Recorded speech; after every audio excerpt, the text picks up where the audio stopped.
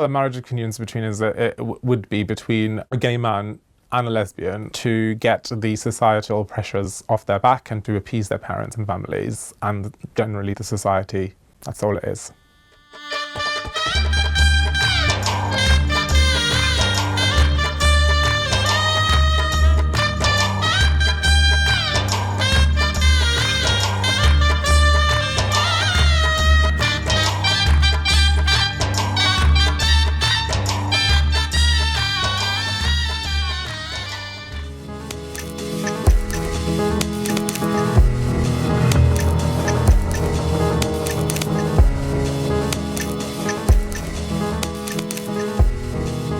It was a family occasion, it was a happy occasion, and to be honest, it was a great occasion to actually see my parents happy.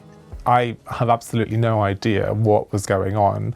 The best way I can describe it is just a blur. However, I do know that I was quite excited about the fact that it was a new chapter that I was entering. What happened on the wedding night? We ended up staying in a hotel as in London. We went upstairs and she was heavily made up, so she decided to start taking off her makeup and the hair pieces, etc. And as she was taking off her headpieces and the hair pieces, my friends decided to try them on just to see if we can lighten the mood a little bit. At this point, you're in a hotel room, it's your wedding night, you've got your friends there, your gay friends there. You've got your wife there who's a lesbian. Was there an element of you that thought, we have deceived people around us? It's about basically prioritising and working towards the greater good. And I think that because of that, both of us, I don't think that we felt that at all.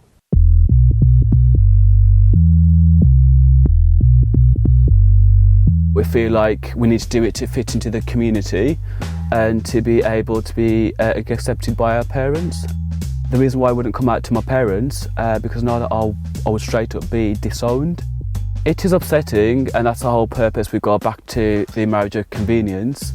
I've been searching for a good 3 to 4 years now. These days you can go onto Facebook, you can get mock marriage websites where you can pay monthly subscription fees. A lot you can find through mutual friends as well who are in a similar circumstance. What I tend to do is, I don't know why, but I tend to look at height. The reason being is I feel like if I want a mock partner, I feel like you have to look like a realistic couple. You're trying to find someone compatible. On top of that, you're trying to meet your own family's needs. At the same time, the potential mock partner's trying to meet her own family needs as well. You've got two options usually.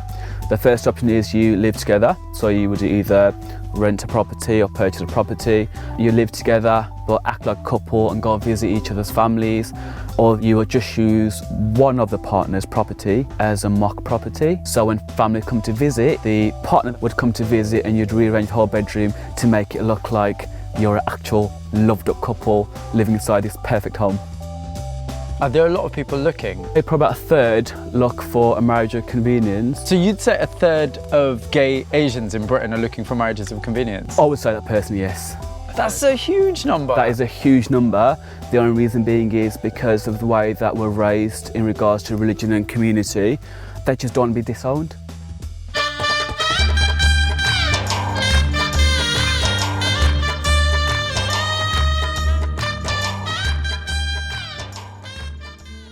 People think you're being a bit more of a coward and you're not really dealing with your sexuality, but it's nothing like that at all.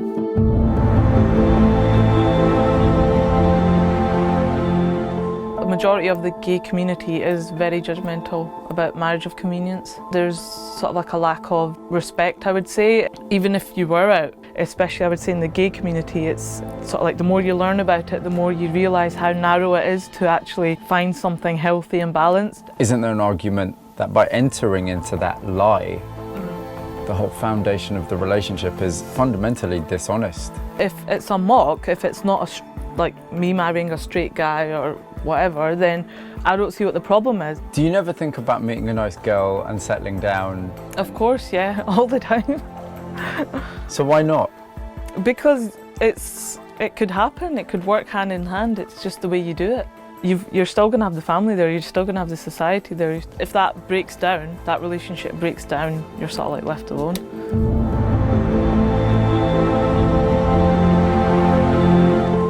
friendship changed to an expectations of companionship, and expectations changed where towards the beginning I was going to be allowed to be able to be in a relationship with somebody else, a gay man, changed. She no longer wanted that, and I think that that is something that was quite unrealistic. We made it work for over a year. However, I think the stresses of not being able to do what I really wanted to do, which is be able to have a successful relationship, had its toll. We talked about it and we decided to part ways.